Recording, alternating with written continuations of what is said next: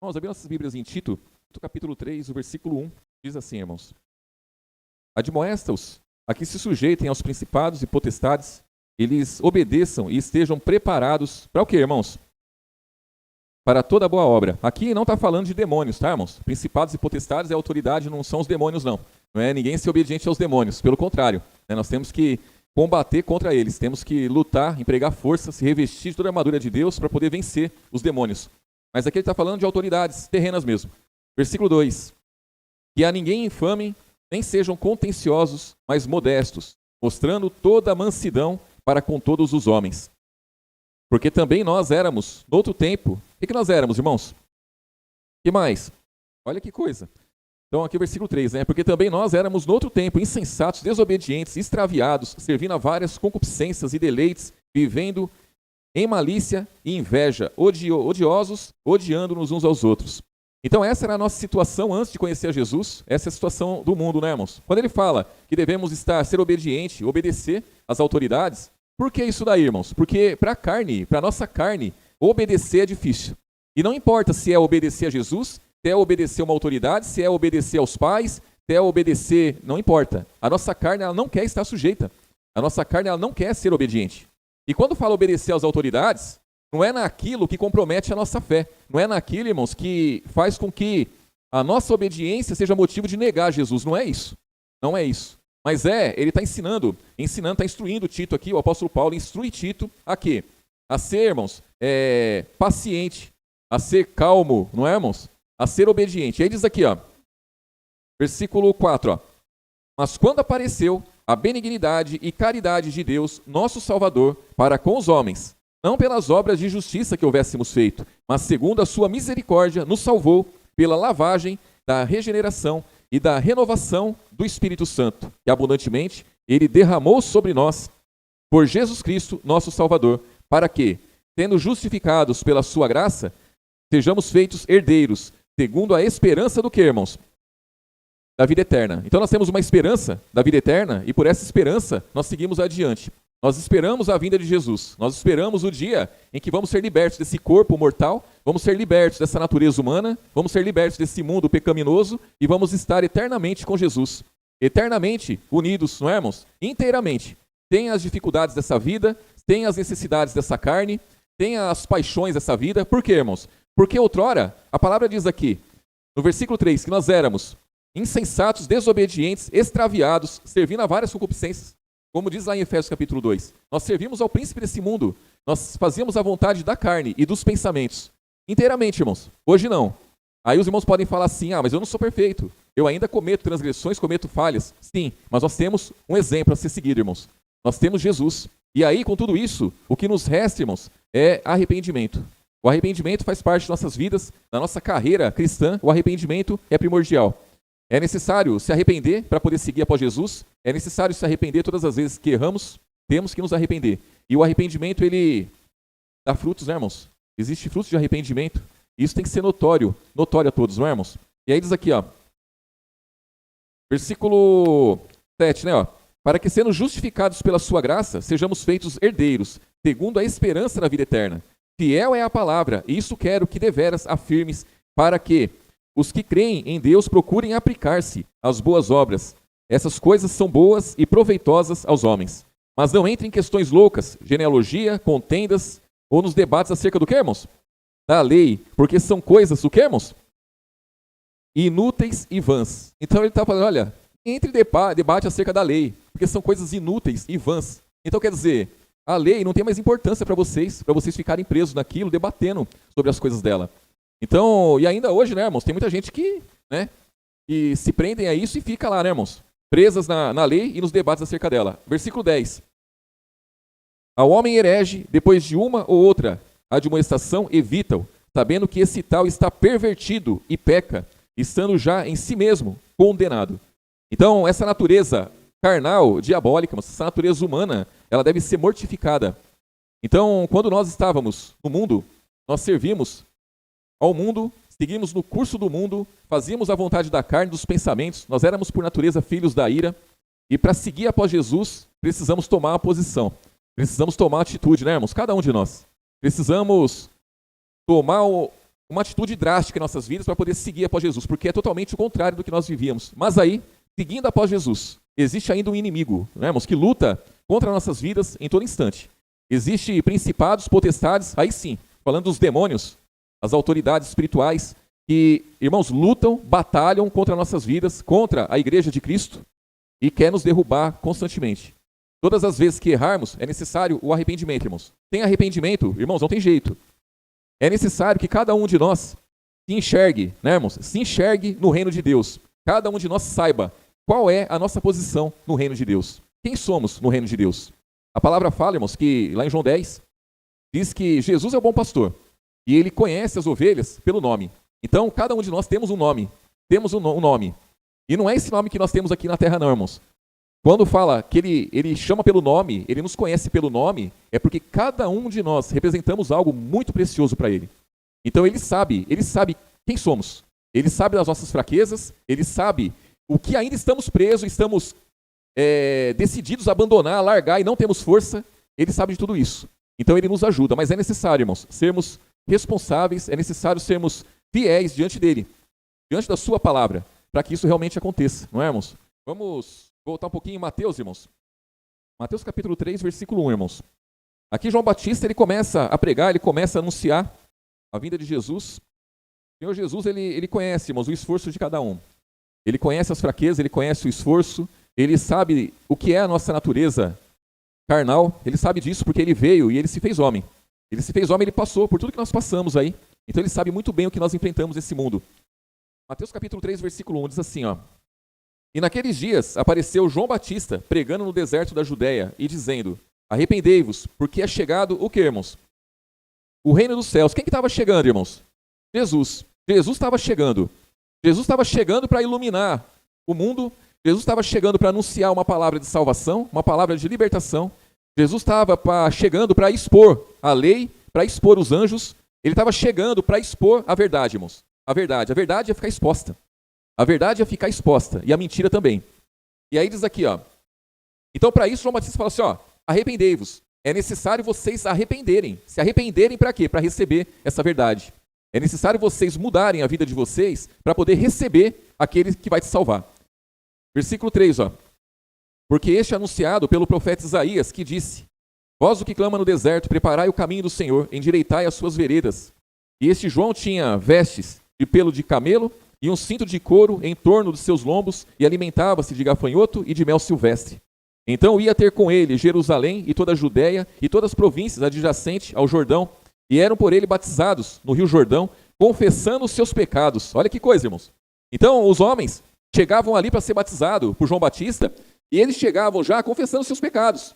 Isso quer dizer que a pessoa vai entrar aqui, irmãos, e ela vai entender a palavra, e ela vai falar, eu quero me batizar. E ela vai ser obrigada a confessar todos os pecados dela, falar da sua... Não, nada disso, irmãos. Mas esses homens aqui, eles entenderam que a vida que eles estavam levando não condizia com aquilo que João Batista estava anunciando.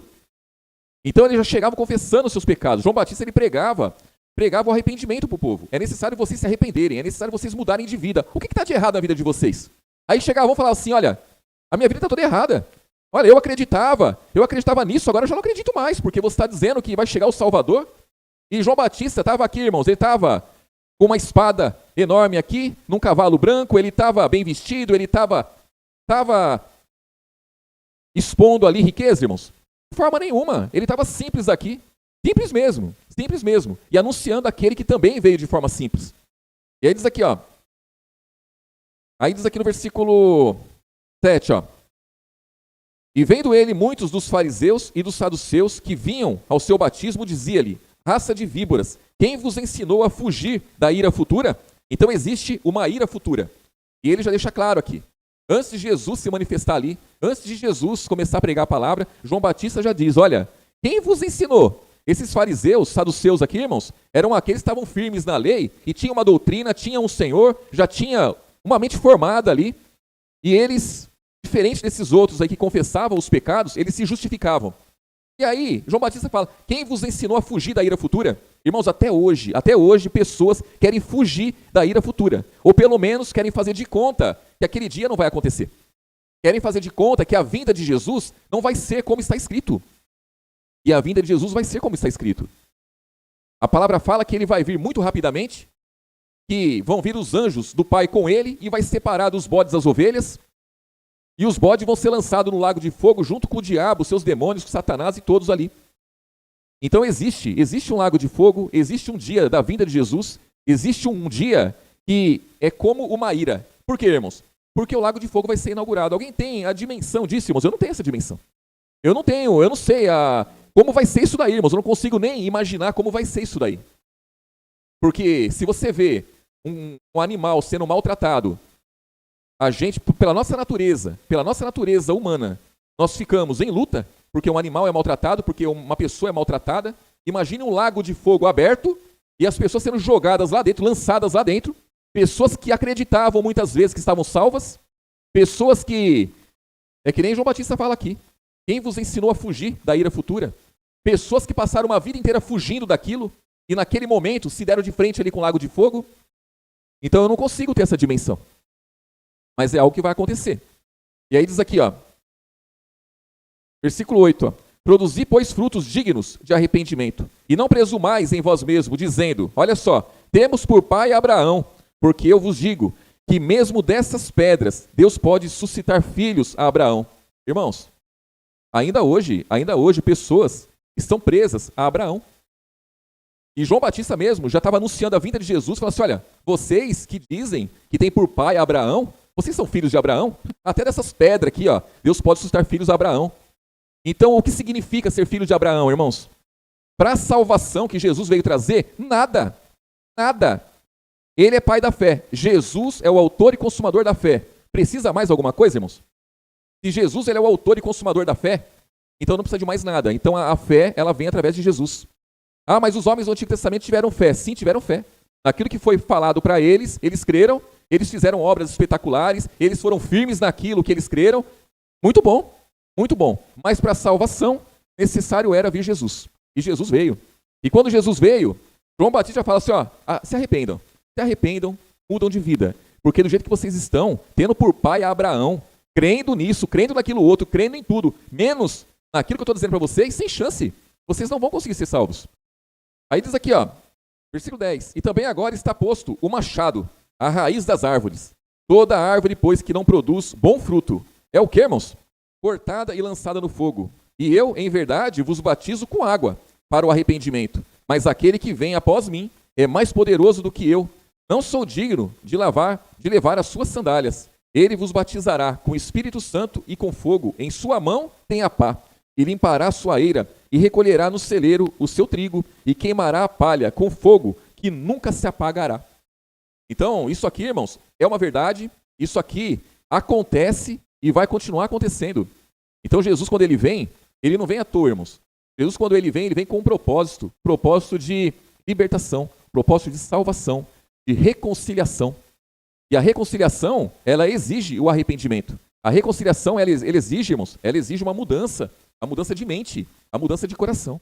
Um coração que é duro, ele tem que se amolecer. Um coração que tem pedra, tem que ser tirado as pedras. Porque a boa semente que é a palavra, como diz na parábola do semeador, lá em Mateus 13, na parábola do semeador vai dizer que a semente ela cai em 4 tipos de terra. Só uma que dá fruto, irmãos. Só uma que dá fruto com abundância, com perfeição. E ainda assim, uns dá 30, uns dá 60 e outros dá 100. Então não é porque a terra é boa que vai dar 100%, não. A terra é boa, mas tem as dificuldades que nós enfrentamos. A terra é boa, mas como no mundo aí, quando você planta algo numa terra boa, é necessário muitas coisas, né, irmãos? É necessário cuidar, né? Cuidar ali durante Você semeia a semente, aí a semente frutifica ali, aí você tem que cuidar da terra, aí você tem que regar, aí tem a questão do tempo, não é isso? Um monte de coisas ali para aquela semente poder frutificar e dar um fruto bom. Bonito, não é, irmãos? Assim também é a nossa vida. Assim também é a nossa vida. Por isso é necessário o cuidado de uns para com os outros, porque cada um dos senhores, e eu, junto com vocês, nós somos corações. E existe uma semente que é semeada em nós. E essa semente já tem que frutificar, irmãos. Ah, mas eu sou uma terra boa. Sim, uma terra boa, mas precisa das outras coisas também. Precisa de água, precisa de sol, precisa de um ventinho, precisa de tudo isso, irmãos. Precisa limpar ali as ervas daninhas que vai crescendo ali junto. Tem que ser limpo. Então, para isso, nós precisamos dos outros. O apóstolo Paulo entendeu pela palavra que ele Um semeava, né? O outro rega, mas quem dá o crescimento é Deus.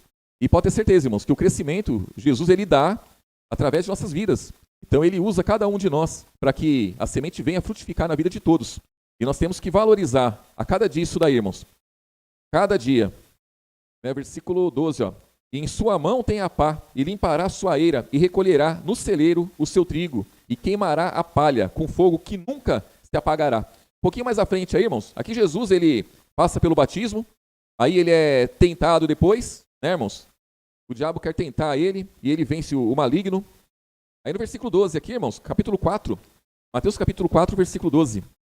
As dificuldades que enfrentamos nesse tempo presente, irmãos, as dificuldades, ela deve ser vista por cada um de nós como uma glória muito grande. Porque as dificuldades que nós enfrentamos é para o nosso crescimento. Jesus usa a nosso favor. Nunca vai ser para o nosso mal. Por quê? Porque Ele está à frente. Jesus, Ele está sobre nossas vidas. Nós colocamos a nossa vida nas mãos dEle. Então, Ele sabe de tudo, irmãos. Então, Ele vai cuidar de cada um de nós. Nós não podemos olhar para as dificuldades como algo ruim. Não, não é algo ruim. Porque nós vamos vencer. Se nós ficássemos prostrados diante delas, aí sim é ruim. Se no meio da caminhada desistirmos, é ruim. Mas se perseverar até o fim, irmãos, é algo muito bom. Aqui no versículo 12 diz assim, ó. Jesus, porém, ouvindo que João estava preso, voltou para a Galiléia e, deixando Nazaré, foi habitar em Cafarnaum, cidade marítima, nos confins de Zebulon e Naftali, para que se cumprisse o que foi dito pelo profeta Isaías, que diz: a terra de Zebulon e a terra de Naftali, junto ao caminho do mar, além do Jordão, a Galiléia das nações. O povo que estava sentado em trevas viu uma grande luz, e aos que estavam assentados na região e sombra da morte, o que aconteceu, irmãos? A luz raiou. Desde então começou Jesus a pregar e a dizer. O que ele disse, irmãos?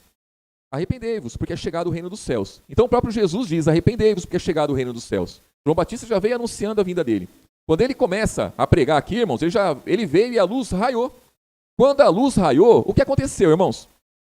Quando a luz raiou, ela manifestou toda a podridão que tem, irmãos. Porque a luz raiou, não foi no mundo físico aí, irmãos. A luz raiou na vida de cada um dos que ali estavam. A luz raiou, o entendimento raiou. A verdade chegou. Quando fala luz raiou, irmãos, é algo espetacular. Imagine você com a sua vida diante dessa palavra. E aí, você lê um texto, e esse texto é uma luz para a sua vida. O que ele vai fazer, irmãos? Esse texto vai expor a sua vida. Ele vai expor os pecados que está em você, ele vai expor tudo aquilo que não presta, aquilo que não serve. E aí, Jesus diz, logo depois que a luz raia, ele fala, arrependei-vos. Arrependei-vos, porque é chegado o reino dos céus. Então ele fala assim, eu estou chegando e eu estou expondo a verdade. Eu estou expondo também a mentira. Eu estou chegando, eu estou expondo a vida de vocês. Vocês, diante dessa palavra que eu estou trazendo, estão expostos. Então mudem de vida. É isso, irmãos. Então quando nós tivermos um encontro com essa palavra, com a palavra da verdade, com o evangelho da salvação, essa palavra é uma luz e ela expôs tudo que não prestava em nossas vidas. E aquilo que nós não enxergamos lá no começo, nós passamos a enxergar no decorrer da caminhada. Cada dia, é de fé em fé, é aos poucos. Você vai enxergando aquilo que não serve na sua vida. E você vai fazendo o quê, irmãos? Arrependei-vos, porque é chegado o reino dos céus. Você tem já o arrependimento em você. Você sabe que você tem que mudar de situação, mudar de vida, você tem que mudar de conduta, você tem que mudar até a sua aparência, você tem que mudar tudo. Por quê? Porque o evangelho, ele tem que resplandecer na sua vida e na minha vida, irmãos. É necessário isso. O mundo tem que conhecer.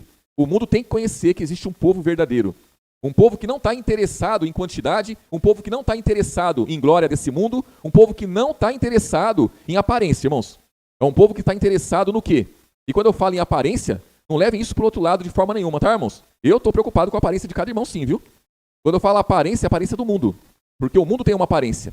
O mundo, ele quer esbanjar o engano na vida das pessoas, dizendo que está bem. Está bem coisa nenhuma. Quem está bem é quem tem Jesus.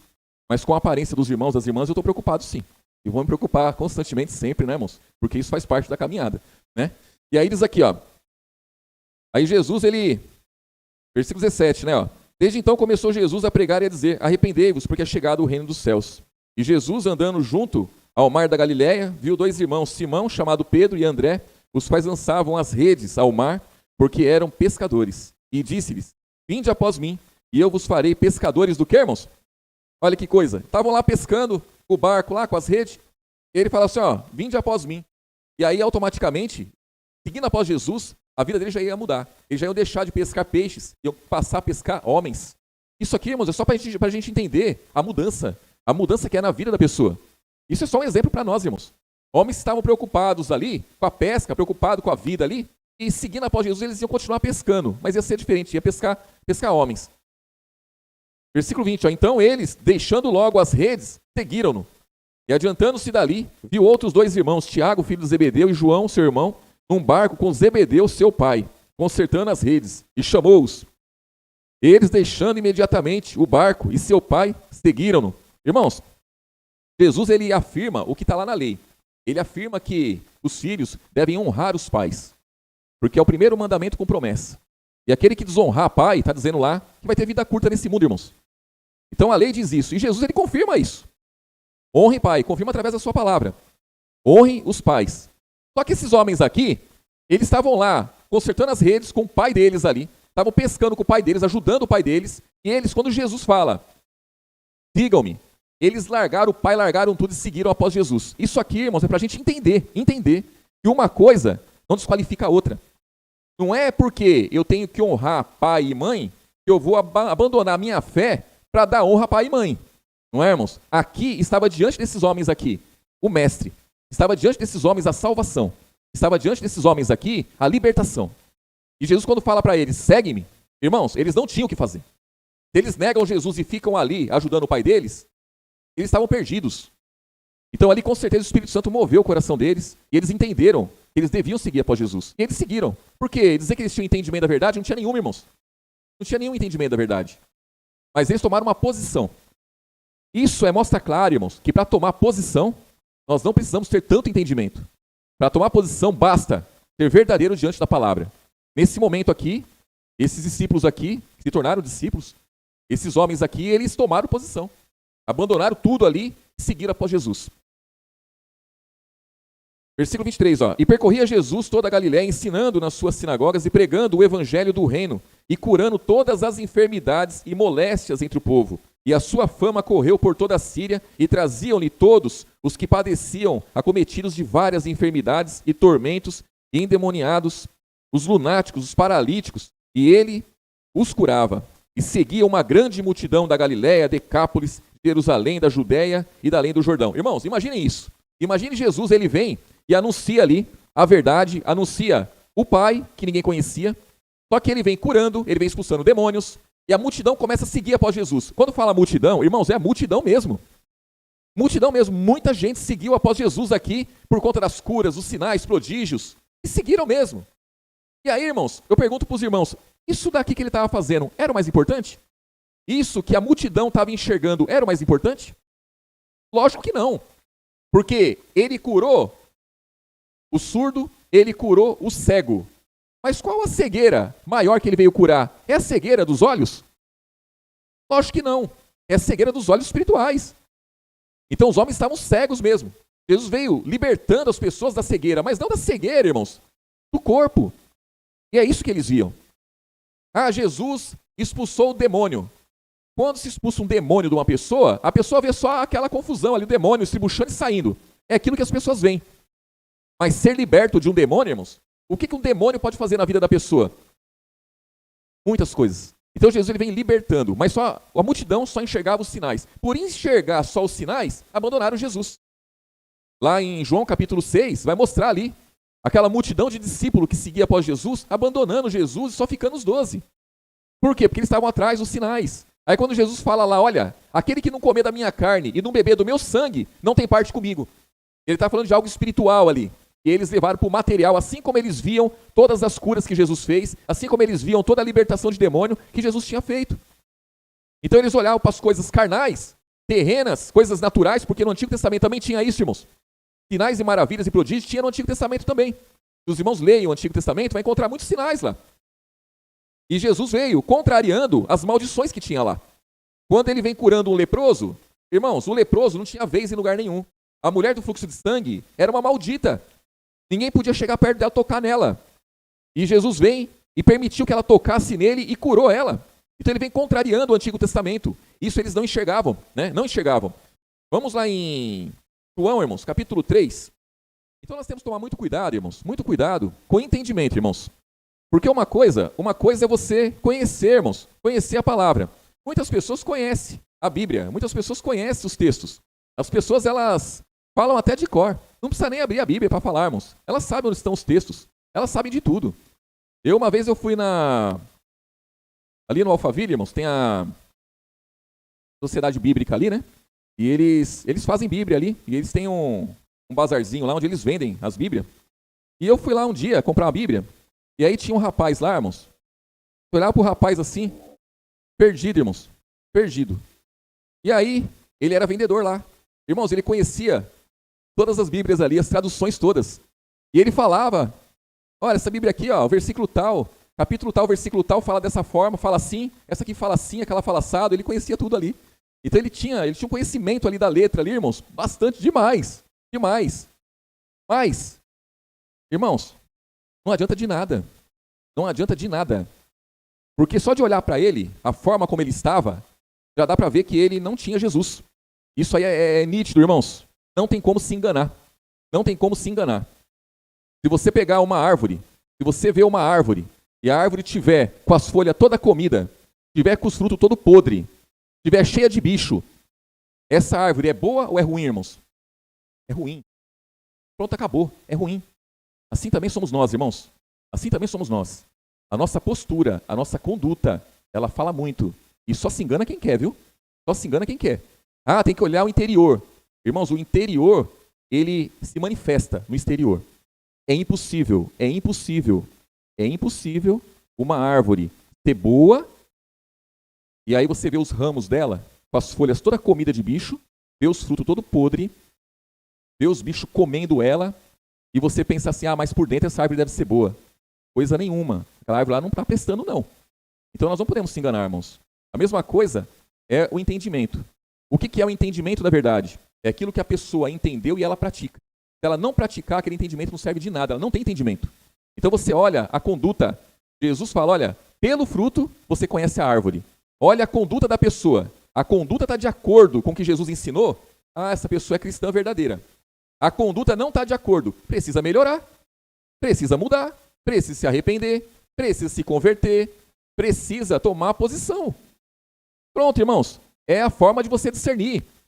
E aí diz aqui, ó, capítulo 3, versículo 1. João capítulo 3, versículo 1. Aqui Jesus instrui Nicodemos acerca do novo nascimento.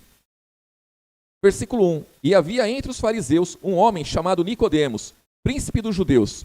Este foi ter de noite com Jesus e disse-lhe, Rabi, bem sabemos que és mestre. Vindo de quem, irmãos?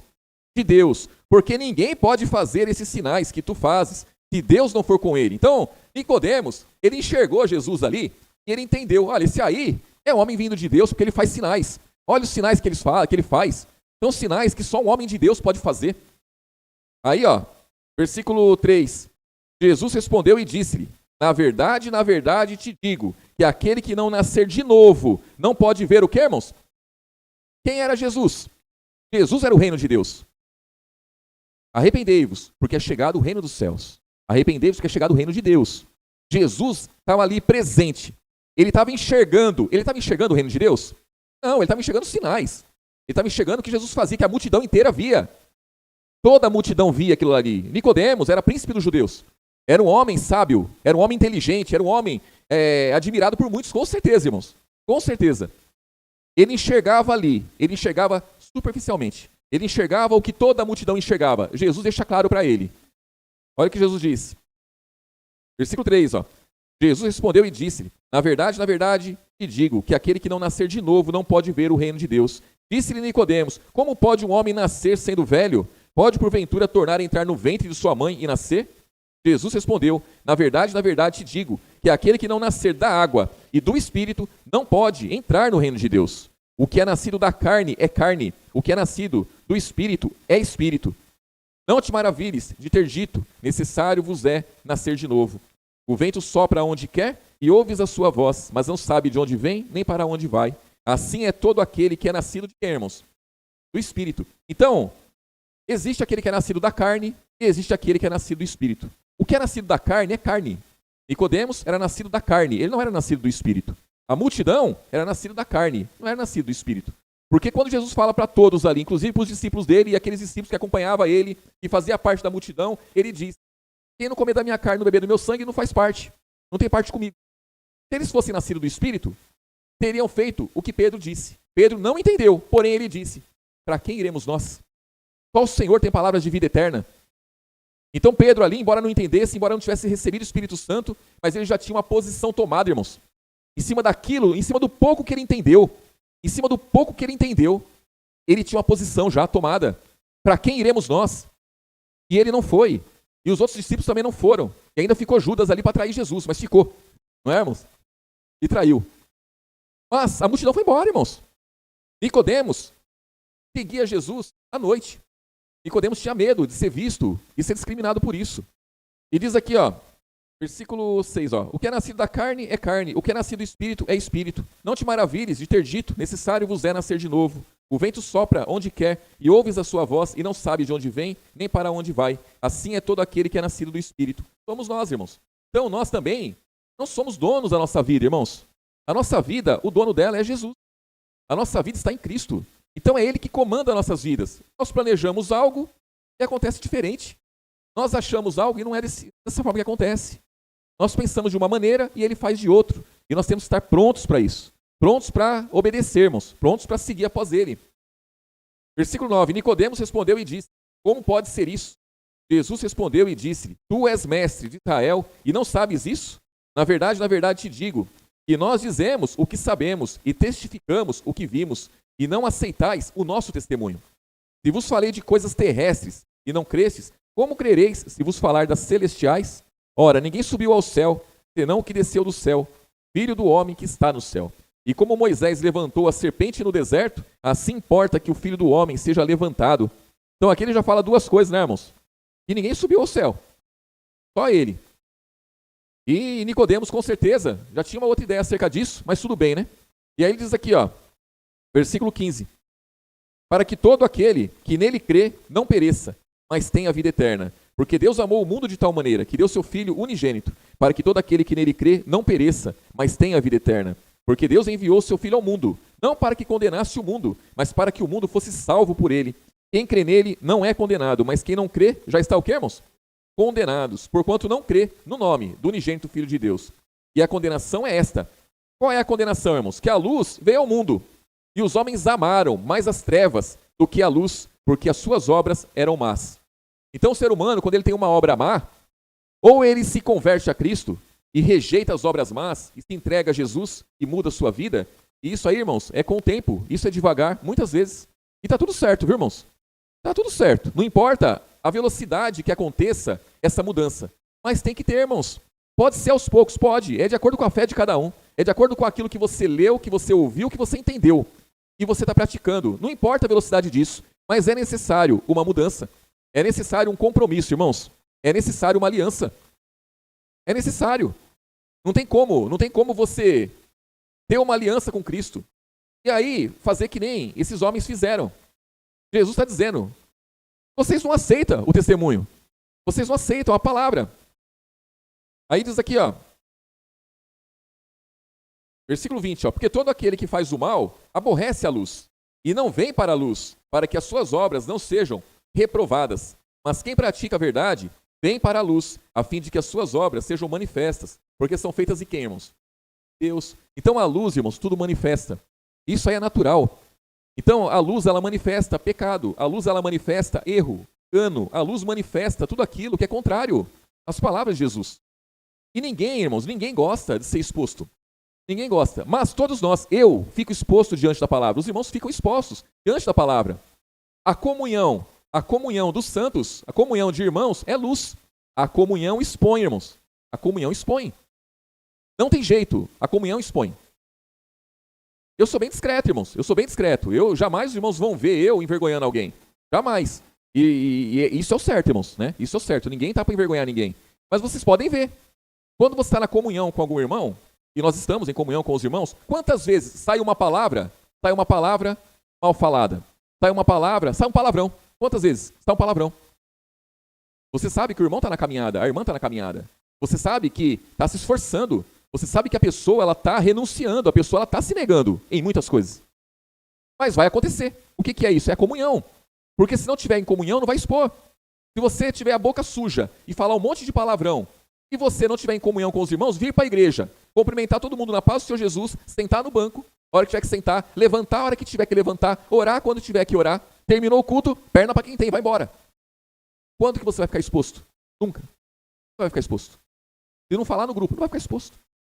Agora, quanto mais comunhão você tem, mais exposto vai ficar. Isso é ruim ou isso é bom, irmãos? Isso é ótimo. Isso é ótimo. Por quê? Primeiro que se você tiver a fim de estar em comunhão verdadeiramente, você vai vigiar, não é, irmãos? Vai vigiar. Você vai empregar força para quê? Para não ficar exposto. Ninguém quer ficar exposto, irmãos. Ninguém quer. Então você vai mortificando a sua carne constantemente. Vai progredindo na caminhada, irmãos. Então a comunhão expõe pecado, expõe transgressão, expõe maus costumes, expõe vícios. A comunhão expõe. Quantas vezes na comunhão, conversando com o irmão, se você não tomar cuidado, você lança uma palavra de maldição. Você lança um conselho errado, muitas vezes. Quantas vezes? Algo que você fez, você conta naturalmente como se fosse algo bom. É algo ruim, é algo péssimo. Mas, na agitação, conta. Quantas vezes, irmãos? Isso é o quê? Isso é a luz expondo as trevas. Isso é a luz cuidando da gente, irmãos. E tem que cuidar mesmo. E aí, muitas vezes bate o constrangimento e a pessoa passa a vigiar. E muitas vezes, quando pensa que não, a pessoa acha normal e segue adiante nisso a vida toda. E não cresce, irmãos. E aí diz aqui, ó, versículo 21. Mas quem pratica a verdade, vem para a luz, a fim de que as suas obras sejam manifestas, porque são feitas em Deus. Então, da mesma forma, quando a pessoa ela renuncia esse mundo, renuncia às próprias vontades, rejeita a aparência do mal, quando a pessoa ela sente uma alegria, irmãos, ela tem uma alegria, isso é natural, a alegria do Espírito, e a pessoa ela quer estar em comunhão, ela quer cada dia mais estar junto.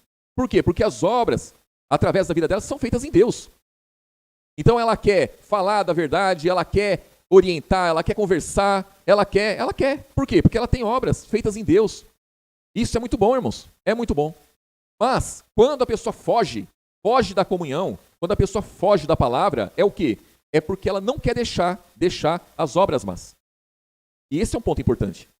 Porque se eu tenho obras más e eu gosto delas, eu jamais vou querer ter um encontro com a luz, porque a luz vai manifestar. Jamais eu vou querer estar em comunhão com os irmãos. Por quê? Porque eu vou ter que vigiar demais e eu não quero deixar. Os palavrão me ajuda tanto, muitas vezes, porque eu estou conversando, já solto um palavrão e já acerta a situação. Não é assim, irmãos? No mundo é assim. Mas conosco não pode ser. Acabou. Outrora éramos trevas, hoje somos luz. Outrora fazíamos a vontade da carne e dos pensamentos. Hoje, nós fazemos a vontade de Jesus, do Evangelho. E aí a nossa conduta, irmãos, tem que melhorar. Então, Deus amou o mundo de tal maneira, amou os homens, deu seu Filho único. Para quê? Para que todo aquele que nele cresce não morresse, irmãos, mas tivesse vida eterna. Então Jesus, muita gente fala assim, né? Não tem que julgar, não, porque Jesus não veio para julgar. Irmãos, ele não veio para condenar o mundo. Ele veio para salvar o mundo. Ele não condenou ninguém. Por quê? Eles estavam todos condenados. Todos condenados. Jesus, ele não julga ninguém para condenação. Pelo menos nesse momento aqui, irmãos, nem nós. Mas as nossas atitudes, essa palavra da verdade julga em todo momento e condena as nossas atitudes. A palavra afirma que as atitudes erradas, elas são ruins. E que as atitudes erradas, elas têm que ser mortificadas, irmãos. Mortificadas. É como diz aqui em Lucas capítulo 9, versículo 23, de Jesus dizendo, e dizia a todos, se alguém quer vir após mim, o que tem que fazer, irmãos? Negue-se a si mesmo, tome cada dia a sua cruz, siga-me. Porque qualquer que quiser salvar a sua vida, perdê-la-á. Mas qualquer que por amor de mim perder a sua vida, salvará. Que vida que é essa, irmãos? É a vida terrena. A vida terrena. Eu quero manter a minha vida terrena. Eu quero manter a minha natureza carnal e diabólica. Eu vou perder. Eu vou perder a vida de Cristo. Agora, por amor de Jesus, eu vou negar a mim mesmo. Porque a minha natureza não presta. Então eu vou negar a mim mesmo. O que eu vou fazer, irmãos? Eu vou começar a olhar a minha vida, entender o que tem que ser mudado. Cada versículo que eu leio, cada pregação que eu ouvi, cada louvor que eu ouvi, nós louvamos um louvor aqui, irmãos, que estava falando da depressão, da ansiedade. Nós temos que rebater contra tudo isso, irmãos. Irmãos, os irmãos acreditam que ansiedade, depressão é de Deus, irmãos? É de Deus ou é do maligno, irmãos? É do maligno. Ah, mas eu tenho. Tudo bem. Você tem, você é de Jesus, glória a Jesus, mas a depressão é do maligno. Eu tenho uma enfermidade. Tá, você tem enfermidade, você é de Jesus, mas a enfermidade é do maligno. Eu tenho 2 olhos, 2 ouvidos. Se os meus olhos contemplarem as coisas dessa vida, que é contrário ao que Jesus ensina, os meus olhos estão sendo usados pelo maligno. Alguém tem dúvida disso, irmãos? Pronto, acabou. Essa é a nossa luta. Essa é a nossa luta. Então, se eu sei que essas coisas são do maligno, eu tenho que repreender isso daí, irmãos. Eu tenho que repreender todos os dias. É todos os dias. Se eu tenho alguma coisa disso, eu tenho que repreender todos os dias. E aí, eu não posso me conformar como algo natural. Porque o mundo já tem como algo natural. Já virou moda, irmãos. Virou moda. As pessoas elas ficam felizes e alegres. Ah, eu estou passando pelo psiquiatra. Tudo bem, tem que passar mesmo se precisar. Vai ter situação que vai ter que tomar um remédio lá mesmo. Mas entenda que o psiquiatra serve ao diabo, se ele não tiver Jesus. Entenda que a depressão, não importa o que te conduziu até lá, é do diabo, é do maligno. E tem que se rebater contra isso. Irmãos, tem que rebater. Tem que repreender isso daí, todos os dias, em todo momento. Ah, me deu uma crise, repreenda isso. Saiba que não é. Para o mundo é moda, para nós não. Para nós, irmãos, isso aí é uma luta. É luta, é tribulação. Que nós temos que enfrentar, não podemos resistir. Mas não podemos ter como algo normal. Não é normal não, né? Não é normal. E aí ele diz aqui, ó, versículo 24, ó, porque qualquer que quiser salvar a sua vida, perdê-la-á, mas qualquer que por amor de mim perder a sua vida, a salvará. Por que aproveita o homem granjear o mundo todo, perdendo-se ou prejudicando-se a si mesmo? Porque qualquer que de mim e das minhas palavras se envergonhar, dele se envergonhará o Filho do Homem, quando vier na sua glória e na do Pai e na dos santos anjos. Então, irmãos, naquele dia, eu quero que Jesus me receba, eu quero que ele me busque, eu quero que ele me leve com ele. Irmãos, se eu quero isso, então hoje é o momento de eu não me envergonhar da palavra dele, é o momento de eu não me envergonhar daquilo que ele me ensina. O que ele me ensina é verdadeiro. O que ele me ensina, irmãos? Ele mostra para mim as necessidades que a minha vida espiritual tem. Quais são as necessidades que a minha vida espiritual tem? Irmãos, é tudo aquilo que o mundo despreza, que o mundo não quer e que o mundo fala que é besteira. Orar para o mundo é besteira. O mundo até ora, mas não diante de Jesus. Porque diante de Jesus tem que seguir após Jesus e o mundo não quer. Mas aí, vira a igreja, vira o culto. Não é necessário, não. Não é necessário tudo isso, não. Nós somos igreja, nós somos o templo de Deus. Irmãos, cada um se engana como quer. Diante da palavra, nós entendemos que nós somos igreja sim, quando estamos reunidos. Porque se eu estiver na minha casa e querer ficar na minha casa servindo a Jesus, eu não sou igreja nem aqui, nem em lugar nenhum. E pronto, acabou, irmãos. Ah, eu sou o corpo. Eu sou. Irmãos, nós somos membros e juntos formamos um corpo. Nós precisamos ser cuidados, zelados. Então, não é em casa que vai ser, não é com os parentes segundo a carne que vai ser, não é, irmãos. A nossa comunhão com os familiares segundo a carne é para manifestar a luz que há em Cristo. É isso. Se for para se envolver nas trevas, irmãos, foge da aparência do mal. Ah, eu tenho que ajudar meu pai a consertar as redes. Vai lá ajudar o pai a consertar as redes e nega aquele que pode salvar, que vai para o lago de fogo, junto com o pai e com as redes e com o diabo, irmãos. Não tem jeito.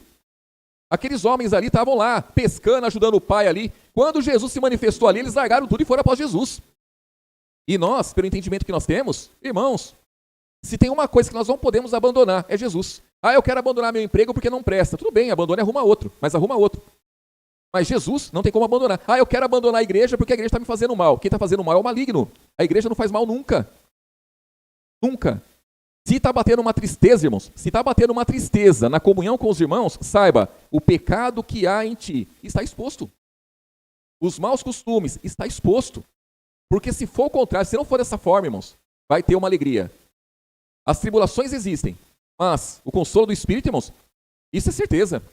É impossível aquele que entendeu que Jesus é o Salvador, é o Libertador, que Jesus é a salvação, é impossível a pessoa dar de costas para Jesus, dar de ombros para ele, irmãos. É impossível isso. Se isso acontecer, nós temos aqui 4 minutos, vamos lá em Atos, irmãos, finalizar lá. Atos capítulo 17, versículo 29, irmãos. Aqui o apóstolo Paulo, ele passa por Atenas aqui, o povo estava servindo a um monte de deuses lá, né, irmãos? Até um deus desconhecido aqui. Eles tinham as estátuas lá que eles serviam lá, não é, irmãos? E aqui o apóstolo Paulo mostra para eles que aquilo lá de nada serve. Ele diz aqui no versículo 28, irmãos, ele diz assim, ó, Atos capítulo 17, versículo 28. Aqui ele está falando de Jesus, porque nele vivemos e nos movemos e existimos, como também alguns dos vossos poetas dizem, pois somos também sua geração. Tendo nós, pois, geração de Deus, não havemos de cuidar que a divindade seja semelhante ao ouro, ou à prata, ou à pedra esculpida por artifício ou imaginação dos homens. Mas Deus, não tendo em conta os tempos da ignorância, anuncia agora a todos os homens, em todo lugar, o que, irmãos? Que se arrependam, porquanto tem determinado um dia em que com justiça há de julgar o mundo, por meio do varão que o destinou, e disso deu certeza a todos, ressuscitando mortos. Então ele está dizendo aqui, ó, que servir a imagens, a esculturas, nada disso adianta. Temos que servir a Jesus. Por ele nós existimos, por ele nós estamos de pé, irmãos, por Jesus. E aí ele vem dizendo aqui, não adianta a pessoa dizer, mas para mim não tem jeito, para mim não tem jeito.